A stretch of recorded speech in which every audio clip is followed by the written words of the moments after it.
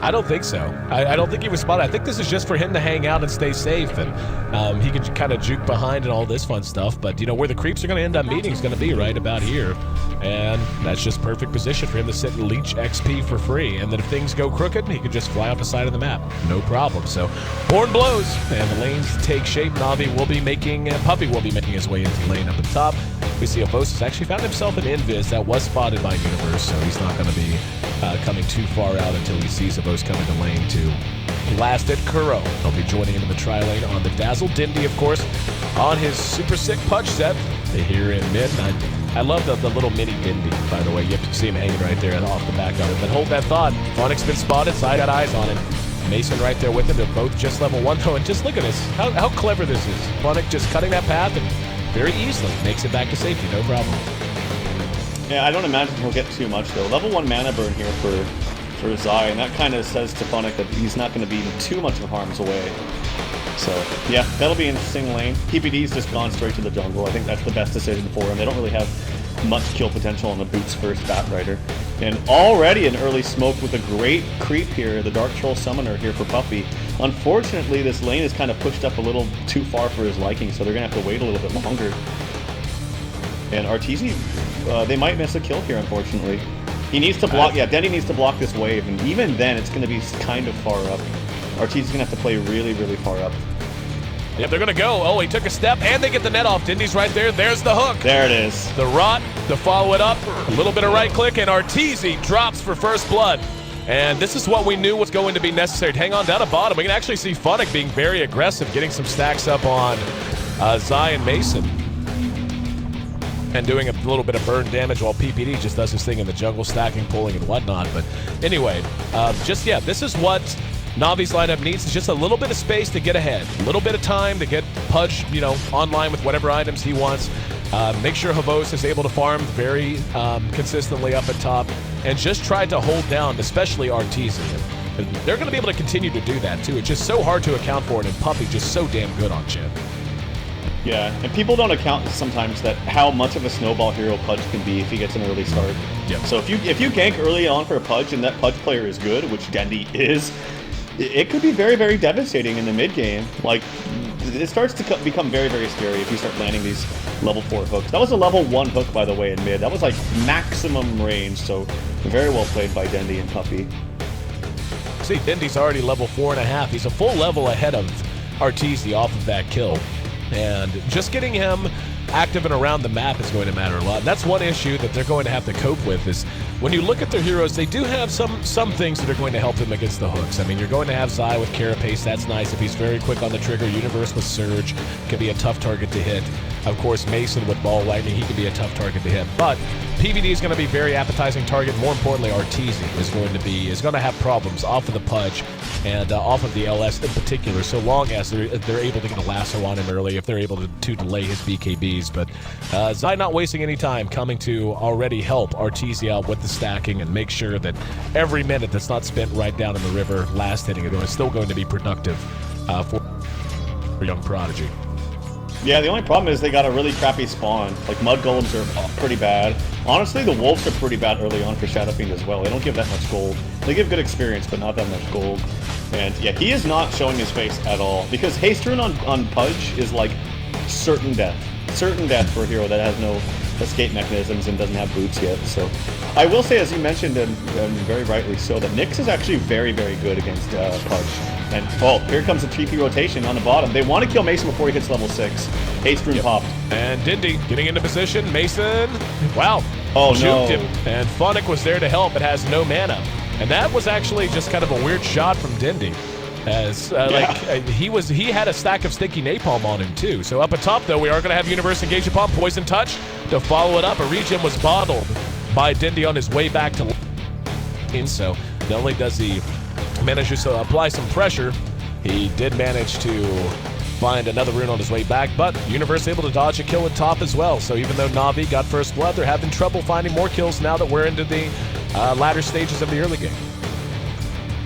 Yeah, unfortunately, though, I feel like he could have, if not just missed or just gone for the hook, maybe just kind of dove Mason a little bit. Mason was only level 4, so his damage output wasn't that high. Dendy, unfortunately, he's throwing out a lot of hooks, but obviously miss every hook you don't take. So, and he has a regen rune, so I think it's okay to be liberal with your hooks at this point. Miss every hook you don't take. Is that Michael Scott? It's an Office fan look at that. But anyway, Havost is continuing to farm away. He's number 2 in CS. Mason's actually doing extremely well, though. He's sitting at 31 CS at 5 minutes in. And given it has been a bad end, they did get disrupted a bit by Dindy coming down in the lane. That's really not too bad at all. And it's going to be a Midas coming out on Havost. He's already got up the recipe, now just tucking a few hundred gold extra away for the Glove of Haste. So they're going to be looking to play this long game. Arteezy's probably going to be in the same boat. Let's see, what's he have on the way? Just his bottle. So Arteezy's actually quite far behind that pace set by Havost. Yeah, Midas is really good specifically in this lane because you can just Midas the Ion Shield creep, and it really deters the effectiveness of Darkseer in this lane. Not to mention, this is a hard lane, honestly, for any melee hero. So, luckily for Havost, he has the Feast to give him some extra HP back, and it's actually he's going for a 1-2-2 kind of build. So, this is just simply because he's taking too much damage from the Ion Shell, and he actually popped his Midas right away. Just wants to get that golden experience very, very quickly. There's a very aggressive smoke coming around as they're searching for Arteezy, who's been jungling. They're pinging out Zai. They know he's behind this tier 1, but Arteezy has been a little elusive here, and he's going to miss this game. Zai spotted out and hooked. Dindy hits it from the high ground. Very quick on the carapace, though. Could buy some time. Funnick's going to be there to help things out, and yeah, Universe unable to get there anytime soon to help. But that's something they're going to have to contend with. It didn't make a difference there, but you know, EG has some tools that are going to make the hooks a little less effective and a little bit harder to make effective. So nonetheless, though, it's 2-0. Na'Vi out to a good early lead. You can see by efficiency they're actually leading in gold. The experience, though, is in favor of EG. Yeah, it's really going to come down to Mason. It's a very, very good hero for situations like this. The only thing I fear is if you get a lot of gold and gold and experience up on the puppy, if you get mech and the heal coming out, I feel like it's going to really reduce the effectiveness of Storm Spirit. Because and then he has creeps in his arsenal too. Here comes another smoke, as they might do something here in mid. They might find Arteezy too. Yeah, they're going to find Arteezy. Up spotted point blank. They're going to get that one for free, and they're going to get a kill on PPD if they clear out. Dindy thought about throwing the hook. Here comes Mason to re-engage, though. Puppy and Kuro in trouble. There's the Shadow Wave to help things out. Mason bouncing around. Great grave onto Kuro, and somehow they all three survive. Funnick was there to try to help out as well. Everyone walks away, and PPD ends up dying under his own tower. Very well played out of Kuro there in particular. There's going to be a hook that's off the mark that time. Universe making his way over. Arteezy's backup has just gone Shred, so we'll be skipping a Midas build this time, or if he does get it, it'll be coming out much later than we're accustomed seeing it come out for him. But that was unbelievably well managed by Na'Vi.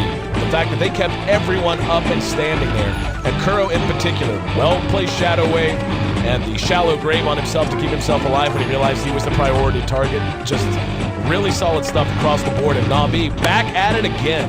If Dindy has an Invis, that's a dead Sai, or a dead Arteezy. They're going to go on Arteezy. There you go, Rock. And Dindy has the ultimate. Didn't even feel like he needed to use it. There's a Poison Touch to follow it. Stomp is there as well. Dindy, right click but not down. And here comes Mason. He actually guessed wrong. Does manage to follow it up, though. Kuro graving himself. Puppy's going to be able to make it away. And Mason there to help get a return kill. So EG finally makes their way onto the board, but not before Arteezy dies again. That in and of itself is a pretty big fact, and this whole time, Havost is just farming right in the face of Universe. Yeah, that's the difference, is Havost is farming, whereas Storm Spirit has to come help them. And even in that first engagement that he came to help, it was totally unsuccessful, and then he ended up dying as a result. And this is all before Chen hits level 6, which Chen did just hit level 6, and now has his durable heal, which is massive, because when he has creeps in front of him too, and Storm Spirit goes in, it really makes Storm Spirit quite useless. Here comes an early blink on the Funnick, gonna get a lasso onto Universe. That is a very nice timing of a blink for Funnick, and that's really bad for EG. Losing Universe, delaying the one hero who, to this point, seemed to be at least holding ground. And don't know if he bought anything before he ended up dropping. Nothing on the career, nothing in his stash. 9 minutes in, the Universe can lay claim to every bit of a soul ring and a set of brown boots. And the for him, even that's a little slow. Mason is still in very good shape, though. He's number 2 in overall CS. Arteezy, despite dying twice, is sitting not too far off the pace either at 51 CS for himself. We look at net worth, though.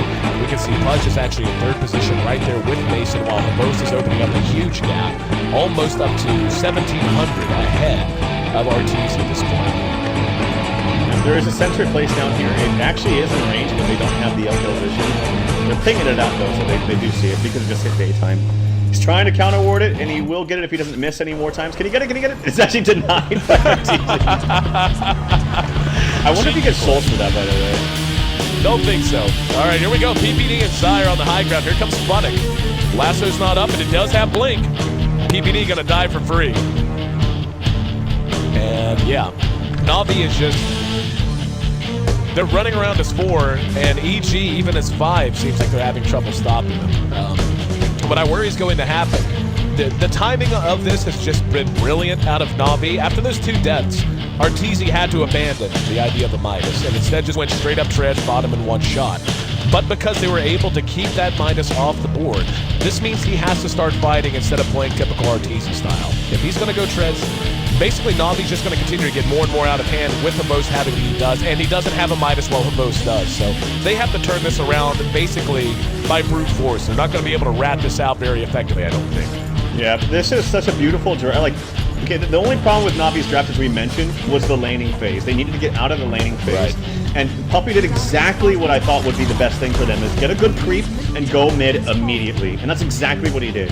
He found the Trapper, or the Dark Soul Trummet, whatever it's called, Dark Troll Summoner, and went mid, smoked it up right away. Blink now acquired by Dandy very early on. And the thing is these pushes are so good against Nyx and Storm Spirit in particular. But coming in onto Arteezy! Oh! Arteezy once again, Dindy went fishing and found himself a big old trout as Arteezy drops again. And that's going to be his 4th death in this game. He's died 3 times to Pudge Ganks and once to Puppey coming into mid. This is a disaster for him. The fact that he's anywhere near on pace after 4 deaths is pretty astonishing, but he is falling quickly. He's now at about half the overall farm of Havos, who is just going to town in top lane, has yet to move. Just brilliantly played by Na'Vi. And yeah, outside of the laning phase, this draft was just was brilliant by Puppey. I really, really like it. And now he's got 3 creeps up. He's level 7. Mech, I'm sure, is coming online. We also didn't even talk about the Grave coming out from Kuroky. As you mentioned, that we saw that one time. Here's a double smoke. Invis coming up mid. Then he could be in trouble. Vortex back. That's actually just a heads-up play. Dindy was on an Invis rune and Zai was Vendetted, and I'm not even sure who dropped that.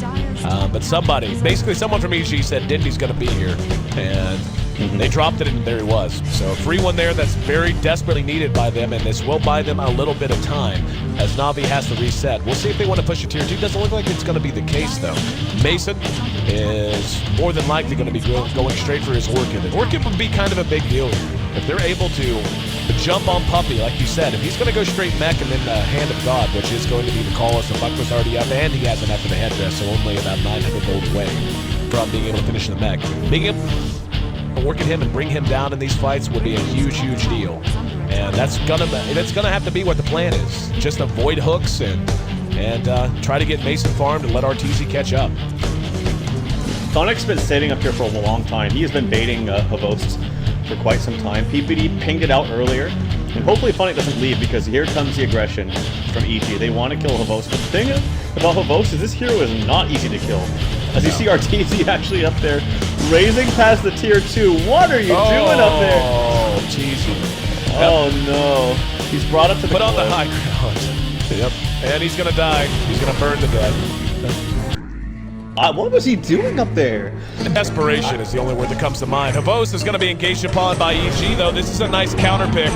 And they are going to be able to bring him down. The Hand of God was there from Puppey, but still just not enough. Everyone from EG, save for Arteezy, was there. But as good as that is, that's a good I mean, it's great, but Arteezy died for free. Like, you just can't have that. But that's a good kill because that actually gives hope to EG, because that was the one thing I was afraid of. No, like, they have a lot of aggression coming out from Na'Vi, the hooks coming out from Dendi, lots of kill potential. But then in the back of EG's mind is like, God, we have all this to worry about, but then we can't even kill Lifestealer because he's just so tanky in his rage. but they were able to get a kill, so it actually does give some hope to EG, I think, at least mentally. Just look at the way that EG had to go about this. They know, by the way, that Havost is down and that it's just 4 from Na'Vi. They could have potentially come and collapsed this way and tried to make something happen. They had to go all the way around, just living in mortal fear of the Pudge and not allowing him any shot at grabbing the hook. But like you said, the blink is done on Dindy. His mobility through the roof, and we'll see where he'll go next to find his next target. Poppy should have the neck done very soon. The headrest is already on the way to it. And another 500 gold. And he'll have the full mech complete. But, you know, if there is one bright spot, EG, it's that Na'Vi doesn't really have a team composition that's going to allow them to just sit back and like, take it easy. They have to constantly spend time at EG's side of the map. They have to constantly be in the jungle, constantly pressure them.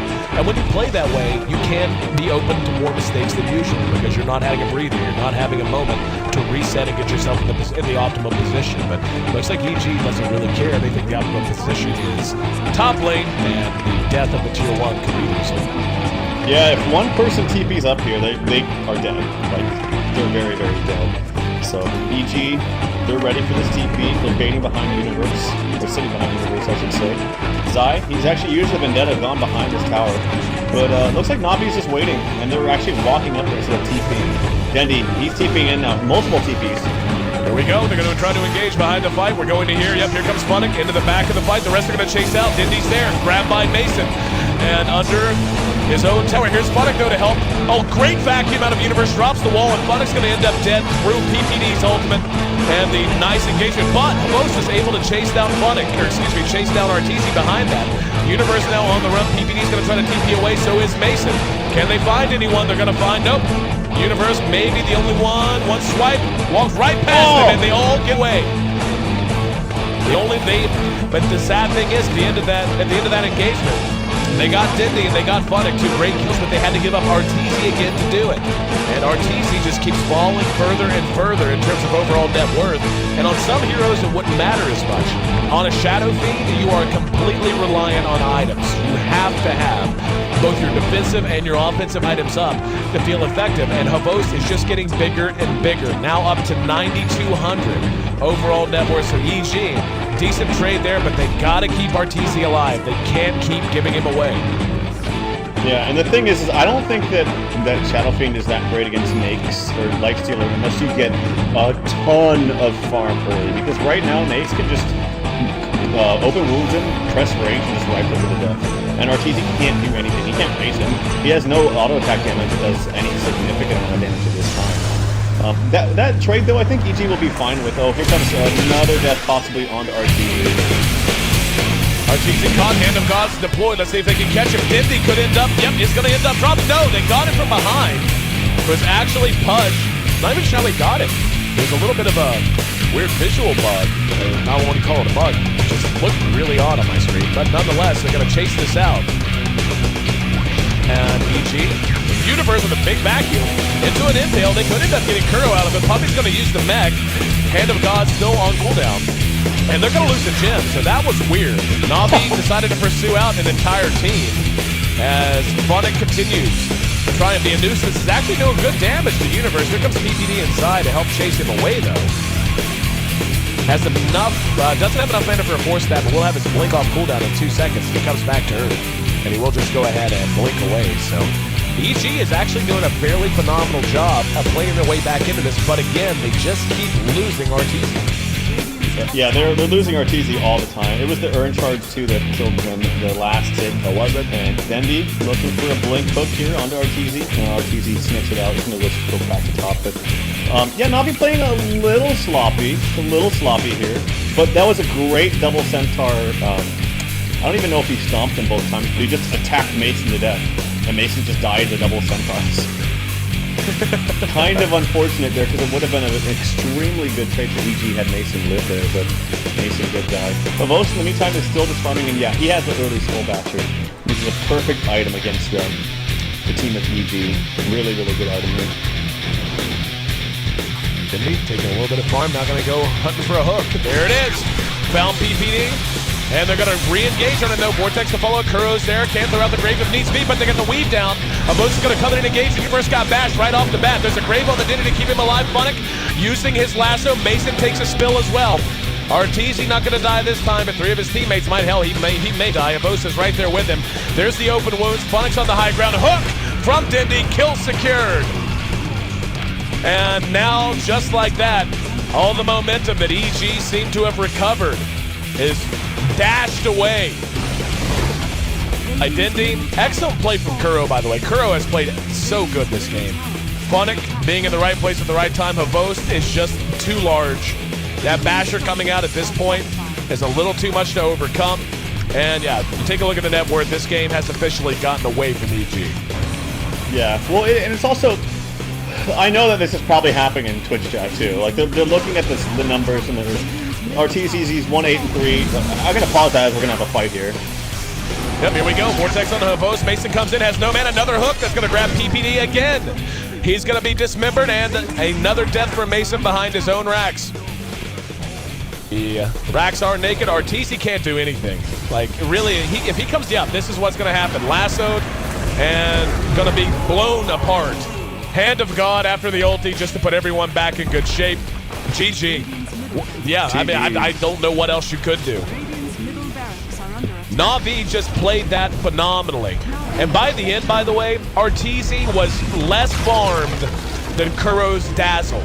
The 5 position for Na'Vi had more farm than Arteezy.